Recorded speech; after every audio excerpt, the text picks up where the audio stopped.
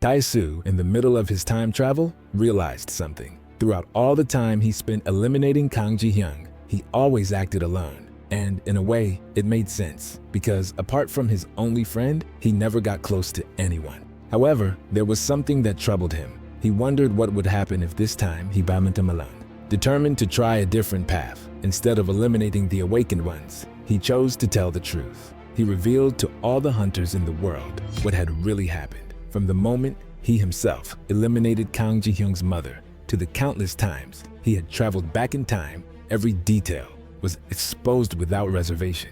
After revealing everything, he pleaded for their help. But as expected, the hunters' gazes were cold, incredulous. No one believed him. No one supported him. However, Tae-soo did not give up. If rejection was his fate, then he would challenge it with perseverance. Again and again, he traveled back in time, thousands of times. He sought to change the outcome.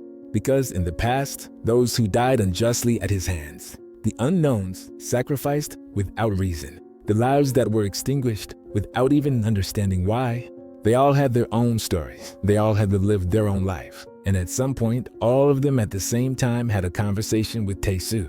But he didn't only talk to the living. He also began to converse with the dark forces he had absorbed. A conversation between his being and the power that pulsed within him. Time went on. He wondered how many times he had gone back, and he couldn't even be certain anymore. But finally, Tae-soo finished his conversation with all the dark forces inside his body. And at that moment, something changed. Only after all of that, or maybe just at that moment, did he dare to face his own past. He reflected on the cruelty of his actions and the horror of the consequences he had caused. Every memory was an unbearable weight, a burden that suffocated him with the certainty of his own responsibility. It was for that reason, for that precise reason, that he could not ignore it. He couldn't allow anyone else to suffer as he had, for others to fall into the abyss of pain and despair.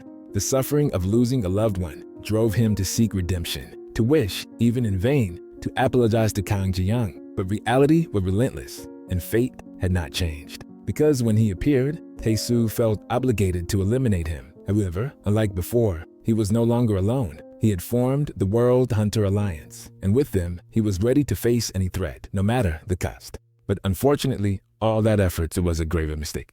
Tae-soo gave it his all.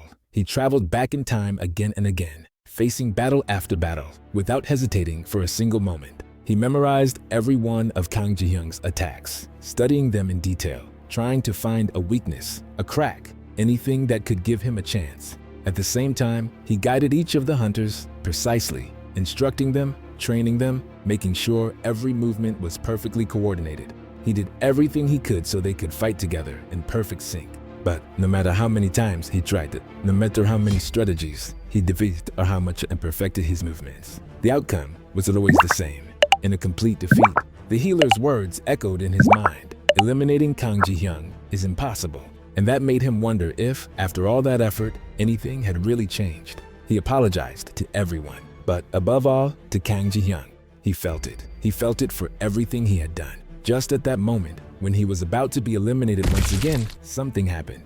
A miracle, or perhaps a punishment from fate. The one who once abandoned him when he was just a child came back to protect him in front of her son's eyes. Ji-hyung, realizing who he had eliminated, couldn't help but wonder if that woman was his mother, only to, in the next instant, let out a mocking laugh and say he almost invited her out while he pierced her face without hesitation and immediately split her in two. Everything happened before Tae-soo's eyes. He, unable to hold back, screamed in fury, letting out all the rage he had been accumulating. And with that, we've reached the end of this week's chapter. If you made it all the way to the end, I'd love to hear your thoughts on this chapter in the comments. Don't forget to like and subscribe so our community can keep growing and we can reach more fans like you. See you in the next video.